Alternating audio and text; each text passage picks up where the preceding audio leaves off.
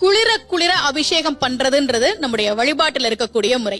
பாலாபிஷேகம், சந்தன அபிஷேகம், மஞ்சள் அபிஷேகம், இப்படி முருகப்பெருமானுக்கு இப்படி அபிஷேகம் பண்ணி வழிபாடு செய்கிற போது நிச்சயமாக நம்முடைய பிரார்த்தனை உடனடியாக நிறைவேறும்.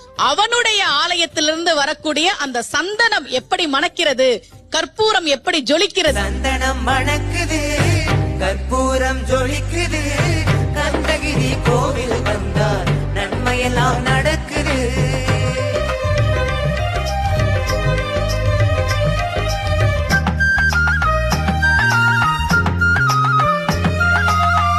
நித்தமும் பாலிலே நீராட்டுவோம், பச்சை நிறத்திலே பட்டாடை நாம் கட்டுவோம். நித்தமும் பாலிலே நீராட்டுவோம், பச்சை நிறத்திலே பட்டாடை நாம் கட்டுவோம். திருநீரின் தத்துவம் தந்தையன்போம், அதில் திகழும் குங்குமத்தை அன்னையன்போம். திருநீரின் தத்துவம் தந்தையன்போம், அதில் திகழும் குங்குமத்தை அன்னையன்போம். சந்தனம் மண